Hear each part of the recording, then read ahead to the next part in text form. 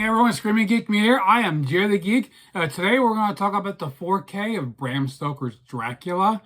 But before we get into that, if you like physical media, 4Ks, Blu-rays, DVDs, check out my other videos on my channel because I do these reviews, I do discussions, I do the collection updates, all that kind of stuff.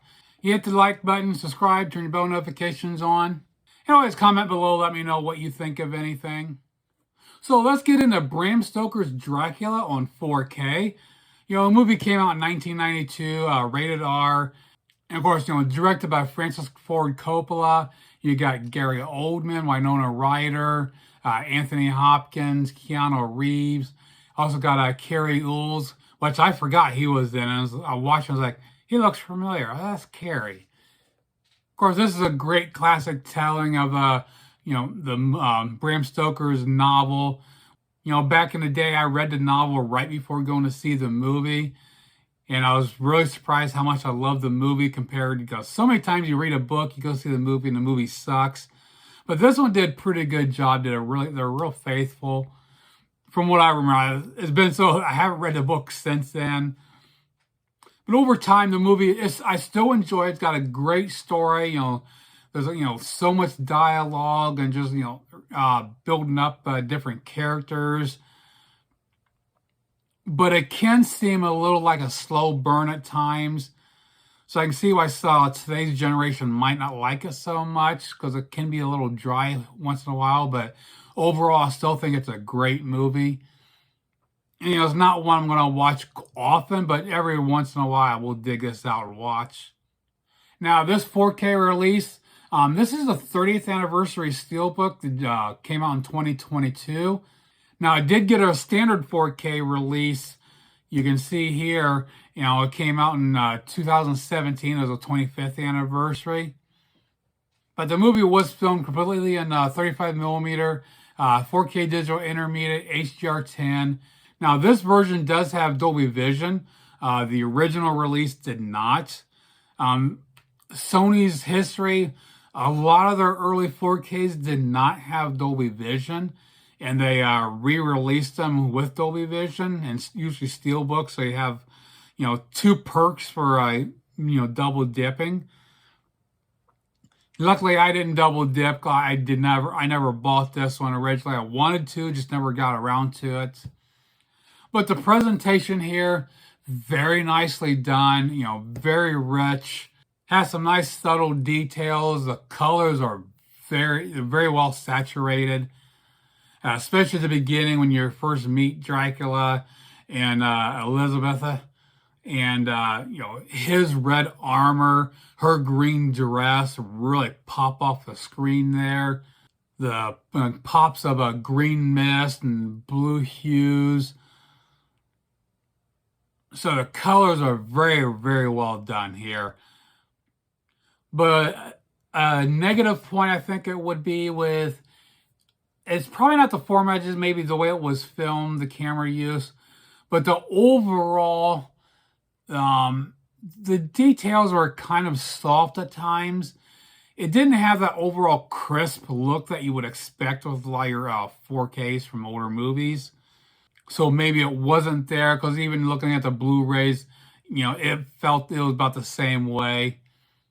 So that would be the only downside with the 4K. Just it didn't have the wow you would expect with some 4Ks, but it was good. It had that richness to it. That contrast really bumped it up and made everything much deeper. Now I did have this on Blu-ray, so I popped that old Blu-ray in to compare it. And yeah, 4K is a definite, it's a considerable upgrade over the Blu-ray. The Blu-ray does look good on its own. But comparing the two, the 4K just has a better color saturation. Details a little sharper. And of course, the HDR gives it a richer look to it.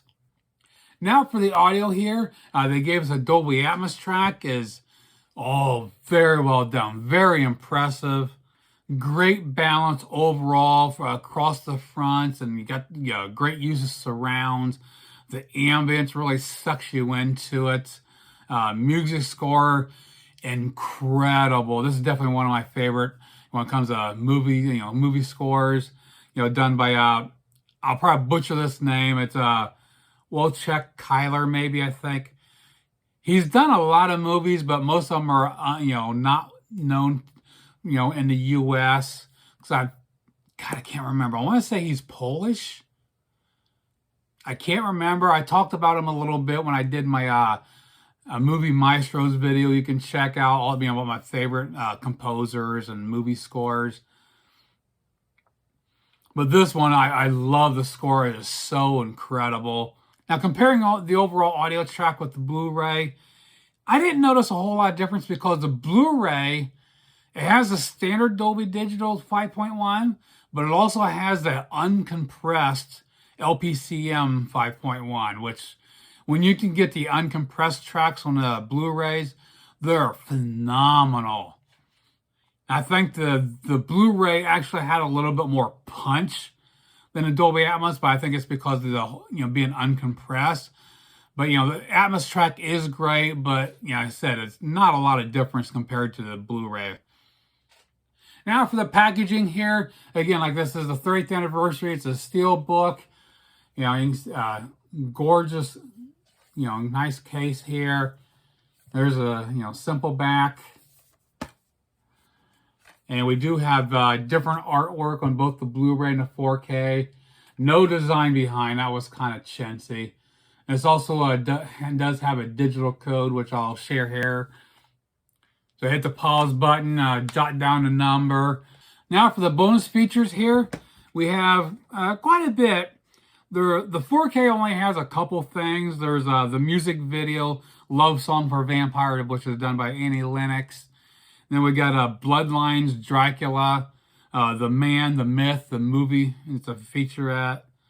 The rest of it is all on a Blu-ray, which we actually have a couple audio commentaries. We got with director Francis Ford Coppola, visual effects director Roman Coppola, and makeup supervisor Greg Cannon. Then we also have deleted and extended scenes. Then we have an introduction by Coppola. Then we got Reflections in Blood, Francis Ford Coppola and Bram Stoker's Dracula. Practical Magicians, a collaboration between father and son. The Blood is a Life, the making of Dracula. The costumes are the sets, design of probably butcher this name, Iko Shaka. I'm terrible with names. I'm good at butchering them. Also, we got in-camera, naive visual effects, Method and Madness, visualizing Dracula, and theatrical trailers.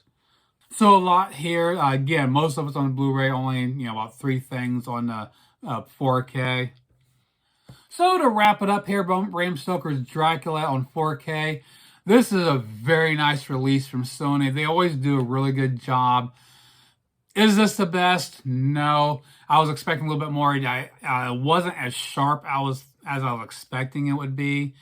I think I wouldn't blame the format or Sony. I just think it might be just the film stock itself.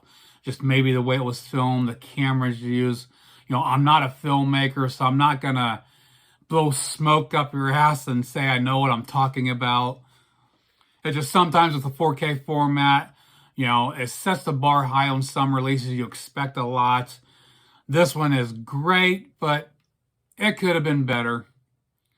But again, it definitely is an upgrade over the Blu-ray, so this is worth picking up. Right now, even the Steelbook is on sale again. It dropped down to about $20, and when I finally pulled the trigger, right now that one is selling for $18.99, and the standard version is selling the same way. But if you get this, now remember to be very careful on which one you get because the designs are so similar. I mean, you can see here the 20th anniversary edition and a 30th anniversary edition. If you're not careful, you can get the wrong one. It's got different colors, and plus the location of the picture and the logo is swapped. So if you're getting this, again, just be aware of that and be very careful which one you get. Because I know a long time ago, I got excited. I saw a sale for $20. I almost ordered it, and it was the 25th version, and I was like, fuck, that's the wrong one. So I didn't get it. I waited for the sale on the right one. So that pretty much does it for a look at Bram Stoker's Dracula on 4K, the Steelbook edition here. So please comment below, let me know what you think. Check out my other videos on my channel, like, subscribe, turn your bell notifications on, and we'll see you soon. Geek out.